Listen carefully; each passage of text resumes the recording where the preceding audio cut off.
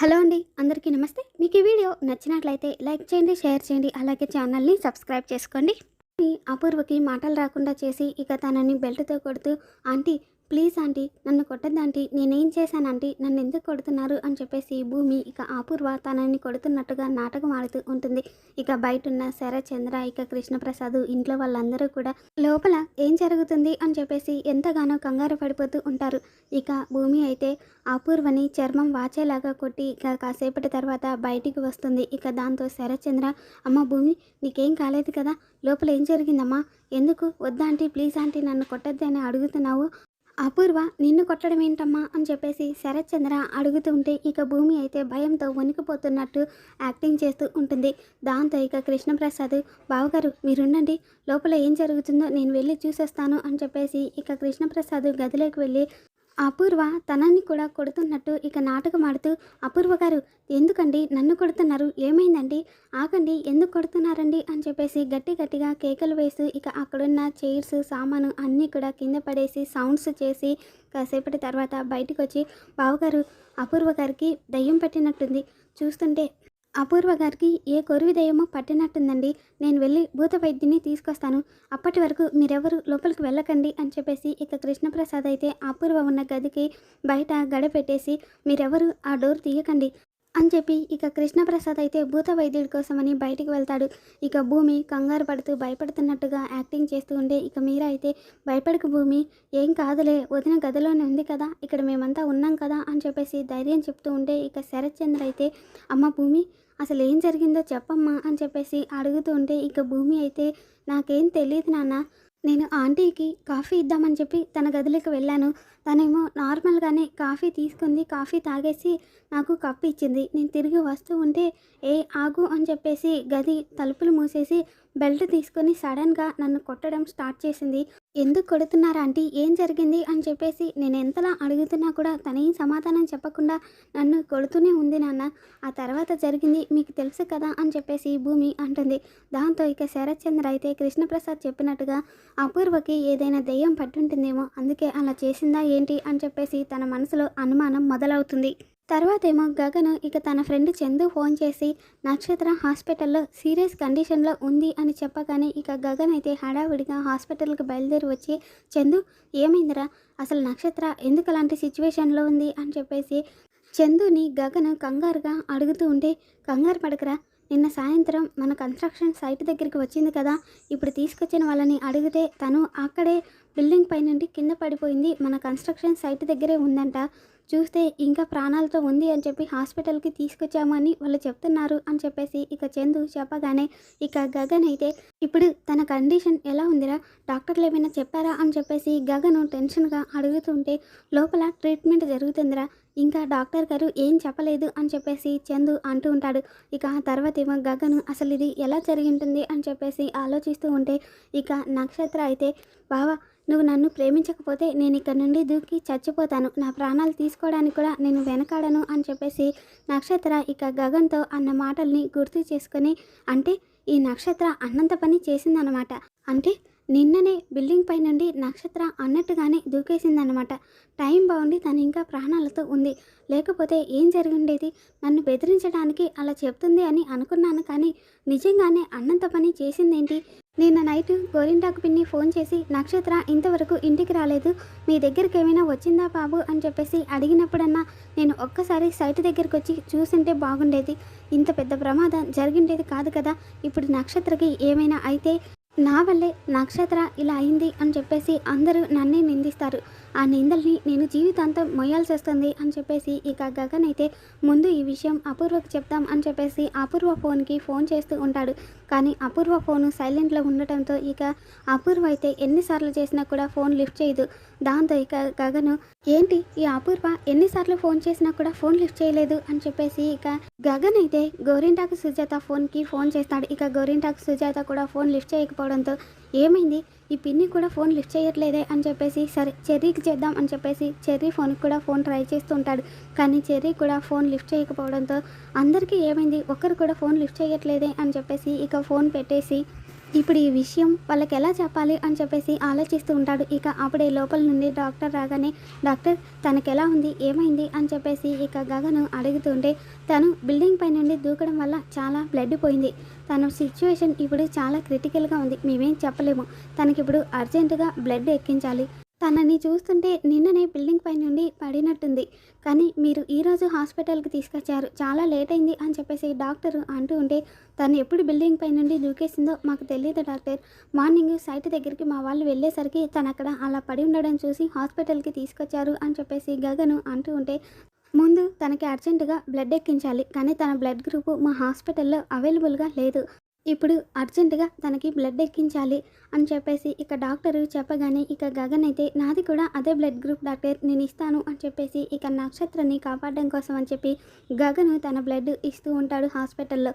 ఇంకొక వైపు ఇక కృష్ణప్రసాదే భూత వైద్యులాగా వేషం వేసుకొని ఇంటికి వస్తాడు. ఇక శరత్చంద్ర అయితే మీరే నా భార్యని ఎలాగైనా కాపాడాలి అని చెప్పేసి అడుగుతూ ఉంటే, ఇలాంటి రాక్షస దయ్యాల్ని నేను ఎన్నింటినో చూశాను, కాసేపు ఆగండి, మీ కళ్ళ ముందే తనకు పట్టిన దయ్యాన్ని వదిలించి మీ భార్యను మీకు క్షేమంగా అప్పగిస్తాను అని చెప్పేసి ఇక కృష్ణప్రసాద్ ఇంట్లో ఒక పెద్ద ముగ్గు వేసి ఇక అపూర్వం తీసుకొచ్చి అందులో కూర్చోపెట్టమని చెప్పగానే ఇక మీరా అందరూ కూడా భయపడుతూ ఉంటారు అపూర్వ గదిలోకి వెళ్ళడానికి. అది చూసి ఇక కృష్ణప్రసాద్ అయితే, నేనున్నాను కదమ్మా, ఏం కాదు, వెళ్ళి ఆవిడ్ని తీసుకొచ్చి ఈ ముగ్గులో కూర్చోబెట్టండి, మీ కళ్ళ ముందే నేను ఆ దెయ్యాన్ని వదిలిస్తాను అని చెప్పేసి కృష్ణప్రసాద్ చెప్పడంతో ఇక చెర్రీ ఇంకా మీరా ఇద్దరూ కూడా అపూర్వ గదిలోకి వెళ్ళి అపూర్వని చెరోవైపు పట్టుకొని బలవంతంగా తీసుకొచ్చి ఆ ముగ్గులో కూర్చోబెడుతూ ఉంటే ఇక అపూర్వ అయితే కూర్చోవడానికి సహకరించదు. దాంతో భూత వైద్యుల్లో ఉన్న కృష్ణప్రసాద్ అయితే, ఆవిడ ఒంట్లో దెయ్యం ఉంది కాబట్టి ఆవిడ ఇక్కడ కూర్చోవడానికి సహకరించదు, మీరే బలవంతంగా కూర్చోబెట్టండి అని చెప్పేసి చెప్పగానే ఇక చెర్రీ మీరా ఇద్దరూ కలిసి బలవంతంగా అపూర్వని ఆ ముగ్గులో కూర్చోబెడతారు. ఇక కృష్ణప్రసాద్ అయితే తనకు వచ్చిన మంత్రాలన్నింటినీ చదువుతూ, చెప్పు, ఎవరు నువ్వు, ఈ ఇంట్లో ఎందుకున్నావు, ఈ ఇంటికి ఎందుకు వచ్చావు, ఆవిడ శరీరంలోకి ఎందుకు ప్రవేశించావు అని చెప్పేసి అడుగుతూ ఉంటే ఇక అపూర్వ అయితే, నాకు ఏ దెయ్యం పట్టలేదు బావా, ఇదంతా ఆ భూమి కృష్ణప్రసాద్ ఆడుతున్న నాటకము అని చెప్పేసి సైగలు చేస్తూ ఉంటుంది. కానీ ఆ సైగలు శరత్చంద్రకి అర్థం కాకపోవడంతో ఇక శరత్చంద్ర, ఏంటి అపూర్వ మాట్లాడకుండా ఇలా సైగలు చేస్తుంది, నిజంగానే దెయ్యం పట్టినట్టుంది అని చెప్పేసి కన్ఫర్మ్ చేసుకుంటాడు. తర్వాత ఏమో భూత వైద్యుల్లో ఉన్న కృష్ణప్రసాద్ అయితే, ఆవిడలో ఉన్న దెయ్యము మామూలు దెయ్యం కాదు, ఇది కొరివి దెయ్యంలా ఉంది, నేను ఏం చేసినా కూడా మీరు అడ్డు చెప్పకండి, నేను ఆవిడలో ఉన్న దెయ్యాన్ని వదిలిస్తాను అని చెప్పేసి ఇక కొరడా తీసుకొని అపూర్వని కొరడాతో కొడుతూ ఉంటాడు. ఇక అది చూసి శరత్చంద్ర ఎంతగానో బాధపడుతూ ఉంటాడు. ఇక కృష్ణప్రసాద్ అయితే కొరడాతో 4 దెబ్బలు వేసి, చెప్పు, ఇప్పటికైనా నిజం చెప్పు, ఎవరు నువ్వు అని చెప్పేసి తన మొహం మీద బూడిద చల్లేసి, చెప్పు, ఇప్పటికైనా నిజం చెప్తావా, లేకపోతే ఇంకా 4 దెబ్బలు తగిలించమంటావా అని చెప్పేసి కృష్ణప్రసాద్ ఇక అపూర్వనైతే కొడుతూ ఉంటాడు. దాంతో భూమి, నాన్న, నాకెందుకో ఇదంతా చూస్తూ ఉంటే అపూర్వ ఆంటీ మీద నిన్న రాత్రి పూనింది శోభాచంద్ర అమ్మ కాదేమో అని అనిపిస్తుంది అని చెప్పేసి భూమి అంటుంది. ఇక దాంతో శరత్చంద్ర, భూమి చెప్పింది నిజమే అయి ఉంటుంది అని చెప్పేసి ఆలోచనలో పడిపోతాడు. తర్వాతేమో ఇక కృష్ణప్రసాద్ అపూర్వని కొరడా దెబ్బలతో కొడుతూ, నువ్వే కదా నిన్న రాత్రి శోభాచంద్రలాగా మాట్లాడి ఆ అమ్మాయిని చంపాలి అని ప్లాన్ చేసింది, అసలు ఎవరు నువ్వు, నీ పేరేంటి, చెప్పు, నిజం చెప్పు అని చెప్పేసి ఇక కృష్ణప్రసాద్ కొరడాతో కొడుతూ ఉంటే ఇక అపూర్వకైతే సడన్గా గొంతు వచ్చేసి, బావా, నాకు ఏ దెయ్యమూ పట్టలేదు, పిచ్చి పట్టలేదు బావా, నిన్న రాత్రి నేను శోభాచంద్ర అక్క పోనినట్టుగా నాటకం ఆడాను అని చెప్పి వీళ్ళు ఇదంతా మనసులో పెట్టుకొని ఆ భూమి కృష్ణప్రసాద్ ఇద్దరూ కలిసి కావాలని ఇదంతా చేస్తున్నారు బావా, ప్లీజ్ బావా, వీళ్ళని ఆపు బావా, నన్ను చంపేసేలా ఉన్నారు అని చెప్పేసి ఇక అపూర్వ అయితే కృష్ణప్రసాద్ కొడుతున్న ఆ దెబ్బల్ని తట్టుకోలేక ఆ టెన్షన్లో ఇక నిజం మొత్తాన్ని కూడా బయటికి చెప్పేస్తుంది. ఇక అపూర్వ తన నోటితో నిజం చెప్పగానే ఇక కృష్ణప్రసాద్ అయితే కొట్టడం ఆపేస్తాడు. ఇక ఇదంతా విన్న శరత్చంద్ర అయితే, ఏంటి అపూర్వ, నిన్న రాత్రి నువ్వు శోభాచంద్ర పూనినట్టుగా నాటకం ఆడావా, అది నిజమేనా అని చెప్పేసి శరత్చంద్ర అడగగానే ఇక అపూర్వ అయితే, అవును బావా అని చెప్పేసి తలుపుతుంది. దాంతో ఇక శరత్చంద్ర అపూర్వ చెంప పగలగొట్టి, అంటే భూమిని దత్తత తీసుకోవడం నీకు ఇష్టం లేదన్నమాట, నువ్వు భూమిని నా పెద్ద కూతురులాగా చూసుకుంటాను కానీ అక్కకి ఇష్టం లేదు కదా అని నిన్న రాత్రి నువ్వు చెప్పిన మాటలన్నీ అబద్ధం అన్నమాట, ఈ దత్తత జరగకుండా ఆగిపోవడానికే నువ్వు ఇదంతా చేసావా, చెప్పు అపూర్వ అని చెప్పేసి ఇక శరత్చంద్ర అయితే కోపంగా అపూర్వని అడుగుతూ ఉంటే ఇక ఇదంతా చూస్తున్న గోరింటాకు సుజాత అయితే, ఇంకేం చెప్తుంది అల్లుడు గారు, ఆ భూమి తెలివిగా అపూర్వ చేసిన తప్పుని అపూర్వ నోటితోనే చెప్పించింది. నేను అప్పుడే అనుకున్నాను, ఇక ఈ దత్తత ఆగిపోయినట్టే పిన్ని అని చెప్పేసి ఇది ఎగిరెగిరి పడుతుంటే ఇంత చిన్న నాటకం ఆడి దత్తత కార్యక్రమాన్ని ఆపేసింది అని అనుకున్నాను. కానీ ఇది ఇలా అడ్డంగా బుక్ అయిపోతుంది అని నేను అస్సలు అనుకోలేదు. నేను చెప్తూనే ఉన్నాను, ఆ భూమి ఉన్నంతకాలం నీ ప్లాన్లు నీ ఆటలు సాగవు అపూర్వ అని చెప్పి. కానీ ఇదెక్కడ నా మాట వినింది. ఇప్పుడు దీనికి ఈ శాస్త్రి జరగాల్సిందేలే అని చెప్పేసి గోరింటాకు సుజాత తన మనసులో అనుకుంటూ ఉంటుంది. తర్వాత ఏమో ఇక శరత్చంద్ర, అపూర్వ అడిగేది నిన్నే, ఎందుకు ఇదంతా చేశావు అని చెప్పేసి శరత్చంద్ర కోపంగా అడుగుతూ ఉంటే ఇక అపూర్వ అయితే, అవును బావా, దీన్ని దత్తత తీసుకోవడం నాకు ఇష్టం లేదు. నీకు నచ్చినట్టు నువ్వు దీన్ని దత్తత తీసుకుంటాను అని చెప్పి అక్క మీద ప్రమాణం చేశావు. నేను చెప్పినా నువ్వు దత్తత ఆపేయవు అని చెప్పి నేను అక్కలాగా నాటకం ఆడి దత్తత ఆపేయమని చెప్పాను. ఎక్కడ పుట్టిందో ఎవరికి పుట్టిందో తెలియని దీన్ని తీసుకొచ్చి నువ్వు మన ఇంటి కూతురిగా వారసురాలుగా ప్రకటిస్తాను అంటే నేను ఎలా ఒప్పుకుంటాను బావా? నువ్వు చేసేది చాలా పెద్ద తప్పు బావా.